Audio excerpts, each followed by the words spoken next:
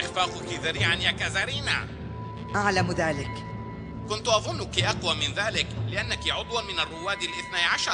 أنا واثق بأن أمل الحاكم سيخيب.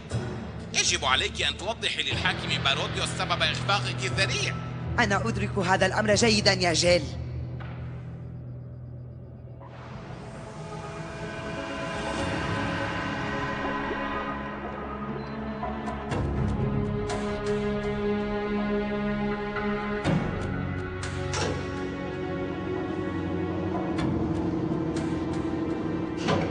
سيدتي كازارينا، طلبت رؤيتي؟ لا داعي لأن أخبرك أن أحداث اليوم كانت مخيبة. لقد منحتك فرصة لتعوضي عن إخفاقك ولكنك خذلتني، وقد حذرتك من قبل مما سيحدث إن لم تنجحي. إذن ألديك أي شيء تودين قوله لتدافعي به عن نفسك؟ أحسنت.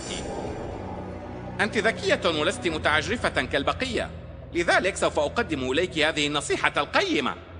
أسمعك سيدي. سمعت بأنك ستذهبين في مهمة مع كازارينا. أجل. من الحكمة أن تنتبهي على نفسك وأنت معها، فهي لا تملك الوفاء إلا لنفسها، وستتخلى عن أتباعها لتنجو بنفسها.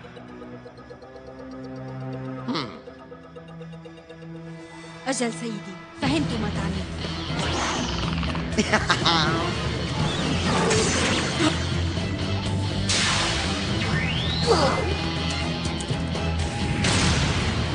كيف تجرؤين يا لينا؟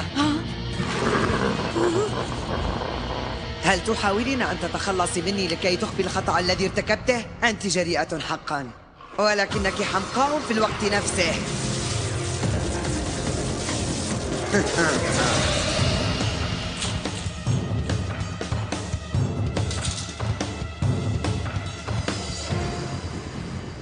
لسوء الحظ تمكن شعب نيثيا من إعادة تشغيل درع الحماية الثانية التي دمرناها من قبل بسبب ضعف لينا وعجزها عن التغلب على واثق وسعدون. أنا نادمة حقا على خطأي في الوثوق بها، ولكنها نالت عقابا شديدا. لا بأس، ولكن لا تخذليني ثانية يا كازارينا. أمرك، لن أخذلك ثانية.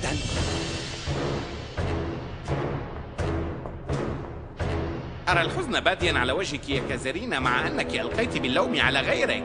ولكن لا تنسى أن لينا حاولت أن تقضي علي باستخدام باكوغانها. لقد بدا الأمر يا جيل وكأنها كانت تعرف ما كنت قد خططت له، وكأن أحدا قد أخبرها بذلك. ولكن لحسن حظك كنت أذكى من تلك الفتاة المسكينة. احذري فلن تكوني محظوظة هكذا في المرة القادمة. من المستحيل أن تثقي بأحد هنا في هذه الأوقات. لينا، أنا آسف جدا.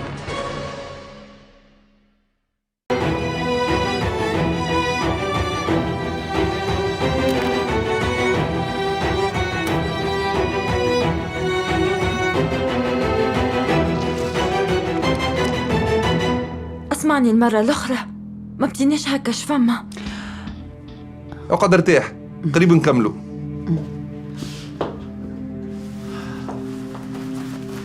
دكتور، أنا بطبيعتي مانيش مرتاحت لك، والله كان تصير حاجة لولدي من الزرارق متاع المال اللي تجبد فيه لما نحاسبك. سمعتني معه؟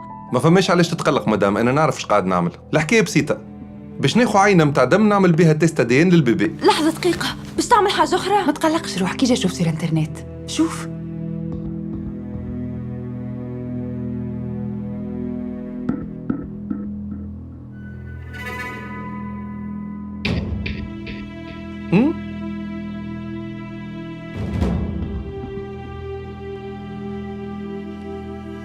باهي، ميسالش.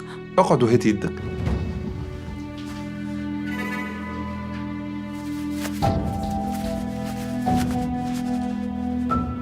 اكبس يدك، ما تخافش، تنفس بالكدا. اي فوالا كمان.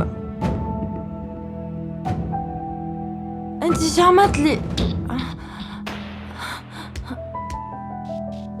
انت ما خديتش دم.